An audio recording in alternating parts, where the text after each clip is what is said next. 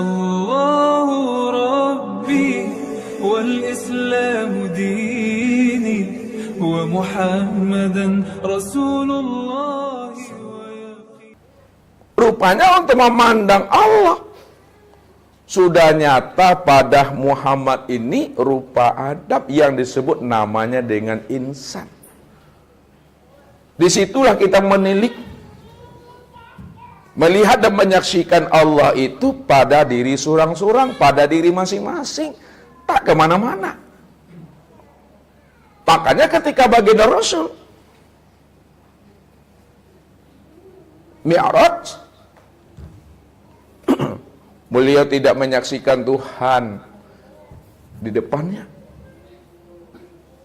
Dilihat ke belakang, beliau juga tidak menyaksikan Tuhan. Dilihat ke kanan, lihat ke kiri, lihat ke atas, lihat ke bawah, lihat ke dalam, lihat keluar. Dia tidak menyaksikan Tuhan. Disitulah Allah memberikan petunjuk bagi dirinya. Wa fi anfusikum afala tubsirun. Aku ini dah wujud. Aku ini dah nyata. Aku ini sudah menjadi rahasia dirimu, hai Muhammad. Afala tubsirun, kenapa tidak kamu pikirkan, kata Allah. Kenapa tidak kamu lihat dan kamu sentak dalam hatimu? Siapa yang mampu mempergunakan kecerdasan rohaninya, kebeningan hatinya, maka ketika itulah dia mampu menilik akan Tuhan itu yang nyata dan wujud pada diri sendiri. Ini yang dijelaskan oleh Nabi. Al-qalbu kamislil mir'ah man nazara fihi tajalla rabbahu. Hatinya Bapak Ibu itu toobanya seperti sebuah cermin. Siapa yang mampu memandang ke dalam cermin hatinya, yang tidak ditutupi oleh mendung dan awan, tidak ada noda di dalamnya, tajalla rabbahu, maka nyatalah Allah itu yang wujud dan yang zuhir. Ini maksudnya apa? Memandang Allah itu bukan dengan ini. Memandang Allah itu dengan ini. Lenyapkanlah alam, lenyapkan diri kita dalam pandangan hati, maka yang wujud dan yang nyata pada alam dan pada diri kita tiada lain nyatanya Allah di situ. Makanya ketika Nabi Musa ingin menyaksikan Allah, ya Allah, perlihatkanlah dirimu kepada aku, ya Allah, Rabbi arini anzur ilaik. Perlihatkanlah dirimu kepada aku, ya Allah, supaya aku bisa mengenal dan menyaksikan dirimu, ya Allah. Kalau aku tidak mengenalmu, ya Allah, aku tidak menyaksikanmu, ya Allah, aku tidak melihat dirimu, ya Allah, bagaimana aku akan memperkenalkan dirimu kepada umatku, padahal aku sebagai seorang nabi belum mampu, belum mengenal dan menyaksikan akan dirimu.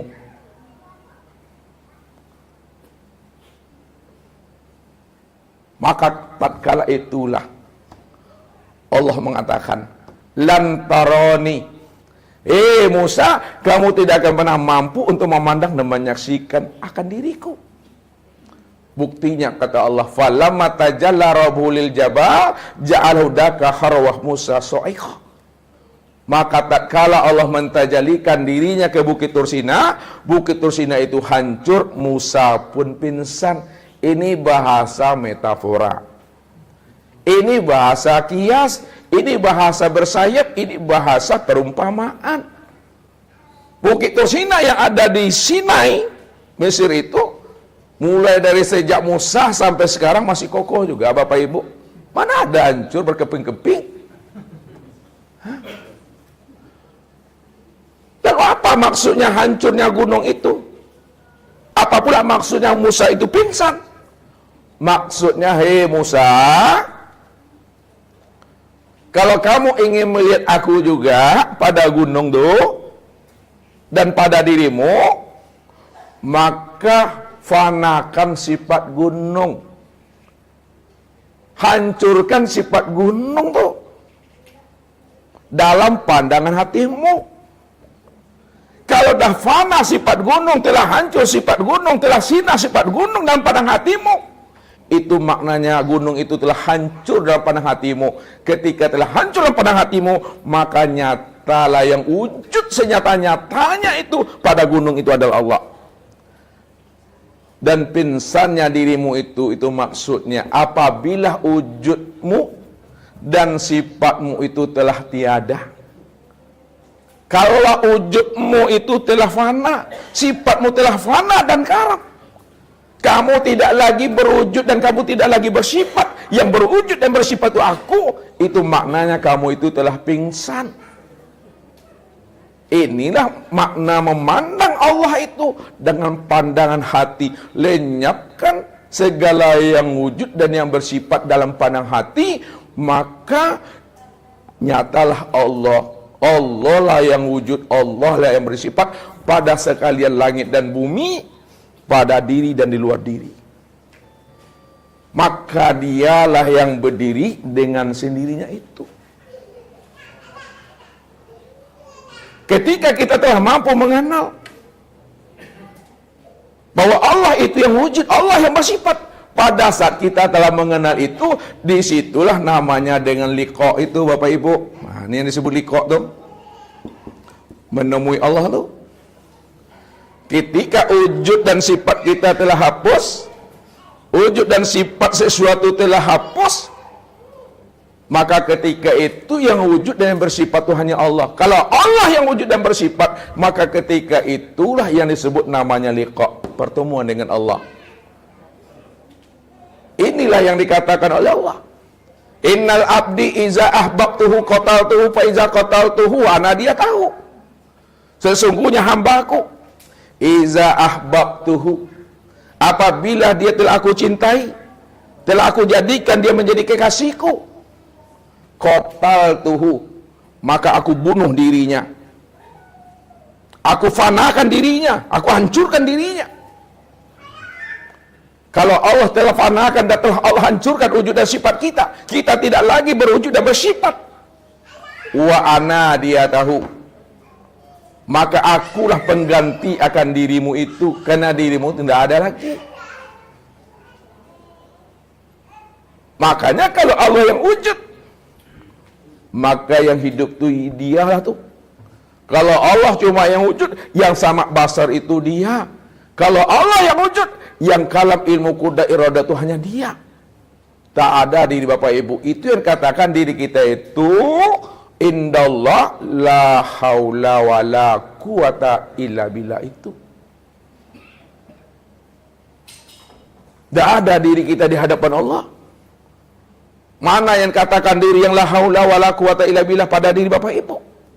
Yang dikatakan diri yang la haula wa la quwata pada diri ini yang disebut namanya tubuh jasmani ini, ha. Makanya tubuh jasmani ini yang terdiri daripada kulit, daging, urat, tulang, limpa, hati, jantung, rabu sampai dua punggung. Ini namanya casingnya, namanya nih. Ini cangkangnya, kata Ustadz. Ini kotaknya, ini sarungnya. Ini bangkai, ini Bapak Ibu. Ini yang kawinya. Ya. Lalu yang orinya yang mana? Hah? Yang orinya itu yang si hayat tadi. Hah?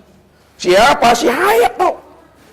Yang hayat itu pada diri Bapak Ibu, itu yang ruh tuh. Siapa ruh tuh? Ruh itu yang katakan rahasia wujud Allah. Mana yang dikatakan rahasia wujud Allah?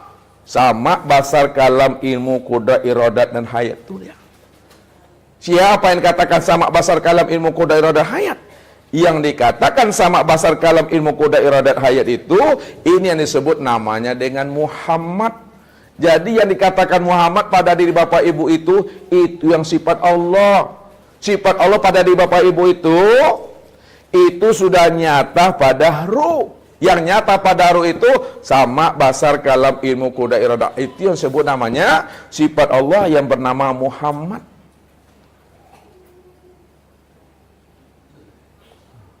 Jadi yang ilah billah itu yang ruh tadi. Itu yang sayat tuh. Itu yang Muhammad itu.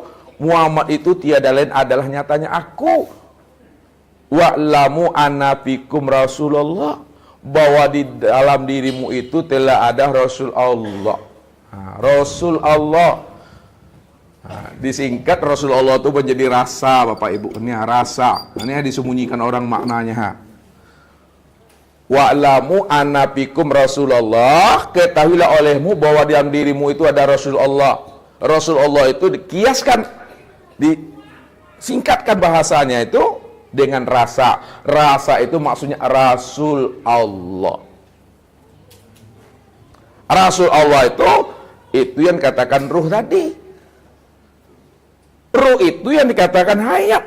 Hayat itu yang sifat Allah. Wa sifati la ghairi, sifatku itu tiada lain adalah diriku. Ini yang dikatakan Allah tadi. Al insanu siri, wasiri sifati, wasifati la ghairi. Insan itu adalah rahasiaku, rahasiaku itu adalah sifatku, sifatku itu tiada lain aku. Kalaulah sifat itu tiada lain adalah Allah, sesungguhnya insan itulah sebenar-benarnya, ainullah itu yang sebenarnya. Tapi Bapak Ibu tidak Tuhan. Itu yang perlu tuh. Jadi belajar ilmu tauhid, belajar ilmu ma'rifat, bukan ingin jadi Allah, bukan ngaku-ngaku Allah, bukan pula ingin merampok hak Allah. Tapi belajar ilmu ma'rifat, belajar ilmu tauhid untuk mengenal dan memahami Allah yang wujud, Allah yang bersifat, kita tidak wujud dan kita tidak bersifat. Kalau Allah yang wujud, Allah yang bersifat, kita tidak wujud dan kita tidak bersifat. Lalu siapa dirinya sebenarnya? Diri inilah nyatanya akan wujud dan sifat Allah itu. Rupanya mencari dan menemui Allah itu sudah nyata, terang dan jelas pada diri sendiri. Dari mana kita pahamnya? Untuk mengenal Allah itu sudah nyata, terang pada diri sendiri. Bukankah Allah mengatakan dalam surah Al-Insan ayat 1, hal ata alal insan hinum min dahri lam yakun syai'an mazkura, telah datang kepada dirimu, kepada manusia satu waktu dari masa yang tidak pernah bisa disebut. Kenapa tidak pernah bisa disebut Bapak Ibu? Karena alam belum ada. Ruang, waktu, masa juga belum ada. Kalau ada ruang, ada waktu, ada masa, ada zaman, baru bisa disebut, baru bisa dikenal. Tapi alam, ruang, waktu, tempat, masa belum ada. Jangankan ruang, waktu, masa Bapak Ibu, ya. Sorga pun belum ada tuh. Aras luh kursi juga belum ada. Jangankan sorga, aras luh kursi, nur saja juga belum ada. Kalau nur belum ada, lalu siapa yang ada? Yang ada itu adalah si Maha Ada. Kata-kata si Maha Ada pun juga belum ada.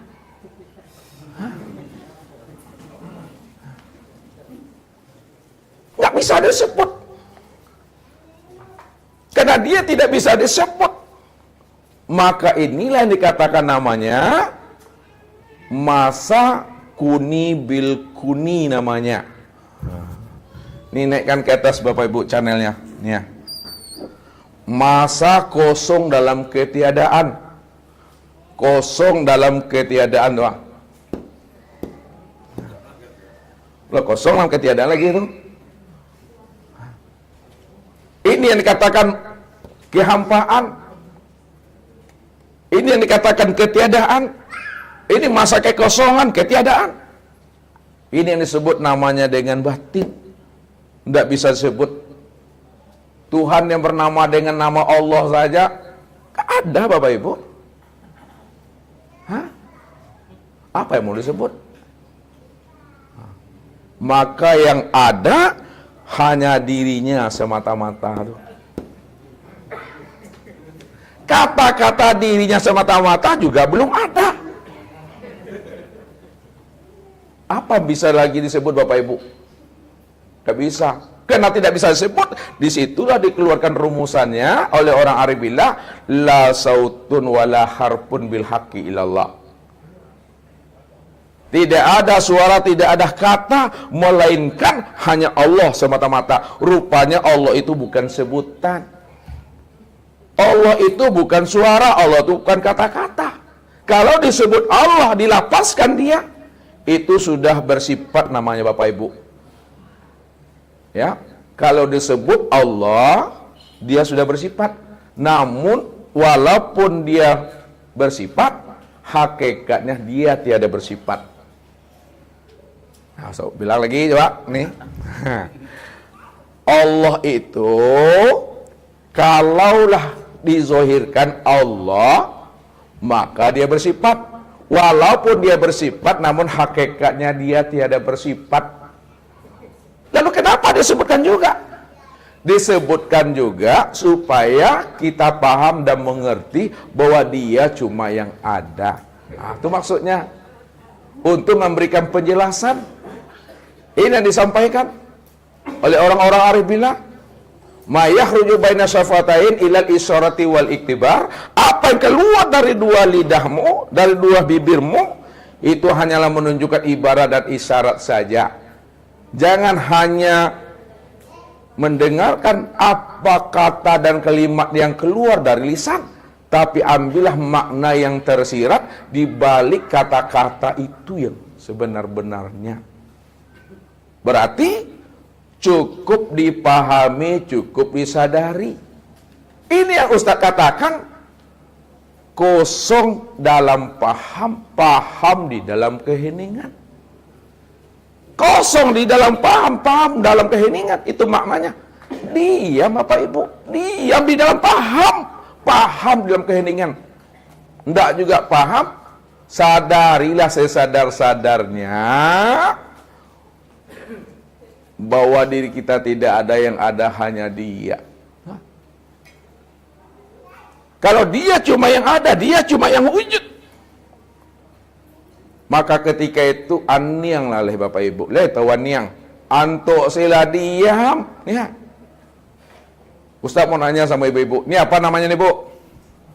Mik. Nah sekarang, kalaulah mik ini wujud nyata, terang dan jelas, sekiranya Bapak Ibu diam saja, tak usah dibilang mik wujud nyata, terang dan jelas. Ketika Bapak Ibu diam saja, apakah ini bukan mik? Apakah ini tidak nyata? Apakah dia tidak wujud? Apakah dia tidak terang?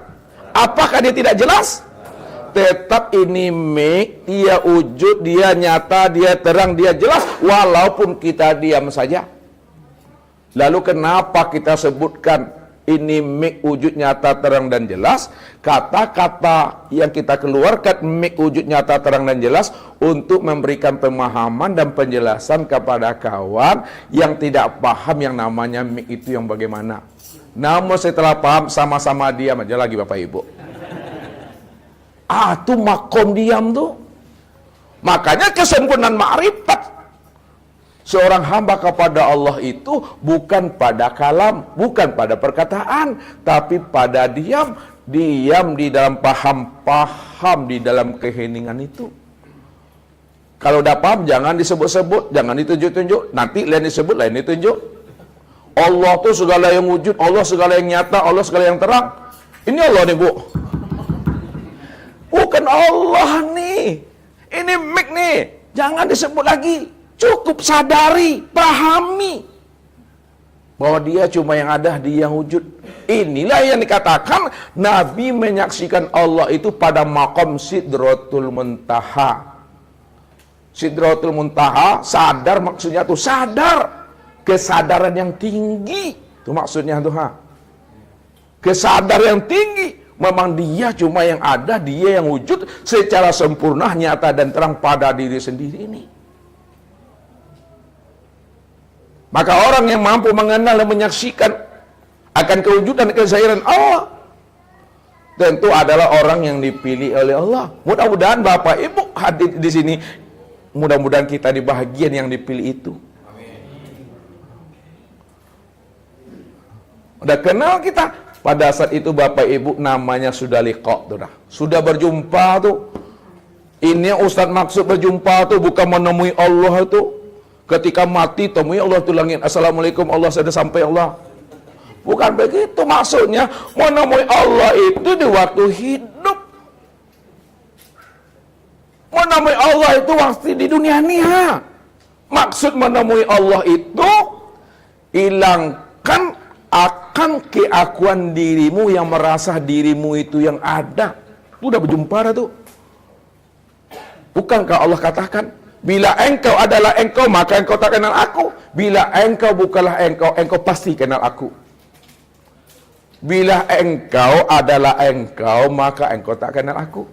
Maksudnya, bila engkau merasa diri engkau itu yang wujud, engkau merasa diri engkau itu yang melihat, mendengar, berkata, mengetahui, berkuasa, berkehendak dan hidup, aku pastikan engkau takkan pernah mengenal aku. Karena yang wujud itu aku. Yang melihat aku, yang mendengar aku, yang berkata aku, yang mengetahui aku, berkuasa, berkehendak dan hidup itu aku. Namun bila engkau bukanlah engkau, engkau pasti mengenal aku. Kalau kita sudah sadar sesadar-sadarnya bahwa kita ini tiada, kita ini buta, kita ini tuli, kita ini bisu, kita ini bodoh, lemah, papa dan mati, ketika itulah kita paham, kita mengerti Allah lah yang wujud tuh. Allah yang bersifat ada tuh. Allah yang bersifat melihat, mendengar, berkata, mengetahui, berkuasa, berkehendak dan hidup. Kalau Allah cuma yang wujud, melihat, berkata, mendengar, mengetahui, berkuasa, berkehendak dan hidup, yang mau orangnya? Yang mana wujudnya? Keha. Ini orangnya ha. Ini Ustaz bilang, jauhnya nanti dah sampai ke Pekanbaru tuh, dekat dah bersalaman, bertatap wajah dah. Bukan jauh yang tiada berjarak, dekat yang tiada bersentuhan. Betul-betul dekatnya itu yang seperti ini ha.